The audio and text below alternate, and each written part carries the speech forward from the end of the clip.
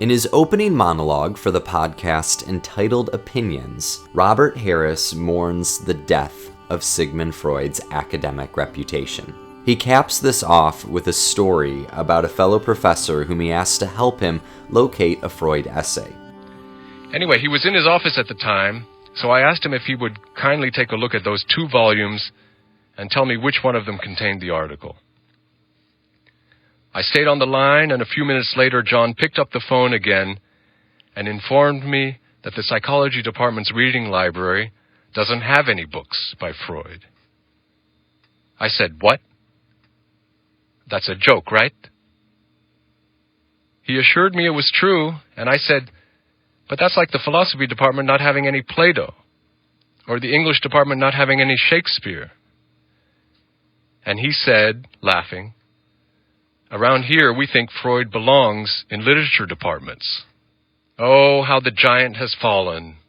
Now, I'm not going to pretend to know enough about modern psychology to explain why Freud's fallen out of fashion. If you want to know more about that, check out the podcast linked below. The question I want to explore is, why is a man whose works are now largely maligned as pseudoscience so important to scholars of literature? And what can Freud, without even him really trying to, teach us about art? Freud never considered himself a scholar of art or literature. In the opening of his essay, The Uncanny, he writes, "Only rarely does the psychoanalyst feel impelled to engage in aesthetic investigations." And yet, as Hugh Haughton says in his introduction to the Penguin edition of The Uncanny, Freud's relatively few aesthetic investigations have uncannily changed the way in which, for better or worse, we now talk about art. Lionel Trilling took an even bolder stance, declaring,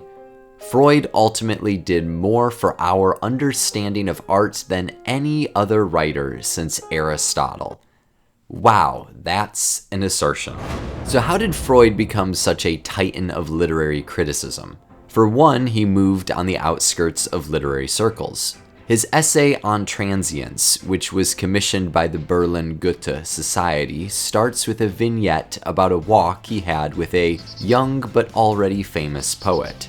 While we don't know for certain who this was, or even if it happened, the traditional guess is that it might have been Rilke.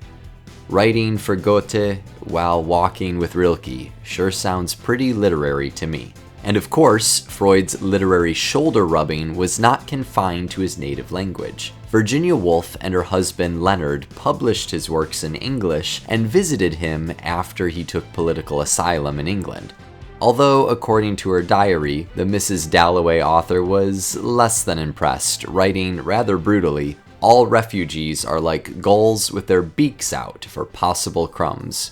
But apparently, Leonard liked him. Freud's biggest influence on literature, though, came not from his conversations with contemporary authors, but from his contemporary conversations about dead ones. In 1926, the editors of at the time, new German edition of Dostoevsky's The Brothers Karamazov approached Freud about writing an introduction to the book. Like with the Berlin Goethe Society, we again see just how in demand Freud's perspective was on almost everything. The resulting essay, Dostoevsky and Parricide, continues to fascinate and infuriate readers to this day. And of course, Freud's big bold mark on literature appears in his 1899 work, Interpretation of Dreams. In it, Freud describes the Oedipus complex, named from the tragic Greek hero who unknowingly kills his father and has 4 children with his mother. Freud saw in Sophocles' play a confirmation for his belief that young boys naturally developed and then usually overcame their first sexual desires toward their mother and their first sense of insubordination and rivalry toward their father. In Oedipus, one of humankind's oldest stories, Freud found the perfect poster boy for his newest idea. Plus, there's a lot of blinding stuff in Oedipus, and Freud's really into the eyes as well. And it worked. despite the fact that Oedipus, as John Green very succinctly points out, does not have an Oedipus complex. His tragedy is about a man who deliberately tries to avoid killing his father and impregnating his mother, not about a man who secretly wants to. The Oedipus complex continues to influence literary interpretation to this day. The biggest example of this influence can be seen in William Shakespeare's Hamlet. Hamlet's disgust for what he sees as his mother sharing incestuous sheets with the new king, and his calling to kill the man who tells him in their first scene together to think of us as a father, seems to play right into Freud's Oedipus complex. This reading was picked up by Laurence Olivier, and by the time he films the play in the 1940s, the closet scene includes Hamlet and his mother kissing on the bed. And many other authors and works that Freud didn't directly address were subsequently sat down upon the psychiatric couch. As Louis Menard points out in his article for The New Yorker, works like Frederick Crews's study of Nathaniel Hawthorne laid the groundwork for modern psychoanalytic criticism. Now, I don't consider myself Freudian, and if I directed Hamlet, the Oedipus complex wouldn't even make it to the table read, but I do see a lot of benefits in psychoanalytic criticism. Freud looked to the artist's expression of the human condition for confirmation of his theories on human psychology. And while his views on human psychology are largely debunked by MRIs and peer-reviewed research, the psychoanalytical approach to literature that they spawned are not. And I think the best example of this comes from when Freud himself played a literary critic. The Uncanny starts with a near exhaustive list of textual evidence and examples of what Freud calls the Heimlich and the Unheimlich. And from this, Freud deduces that the feeling of the uncanny, this unsettling, off-putting, spine-tingling sensation, can manifest in many ways. Like if you continually come across the same number, or a doppelganger, or someone or something that looks like it should be human but is just off a little. Decades later, the robotics professor Mashiro Mori would build off of this essay and observations that are now known as the Uncanny Valley.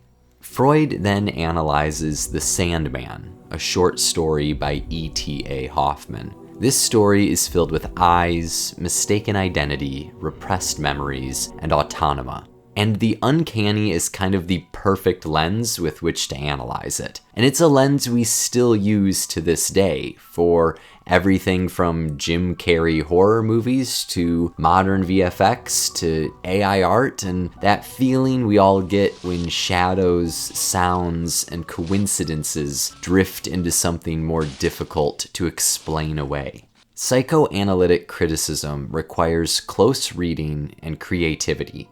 Two things I greatly admire, especially in the interpretive world of theater. And perhaps no one understood better, erroneous as it was at times, how a creative close reading of literature can broadly speak to humanity as a whole.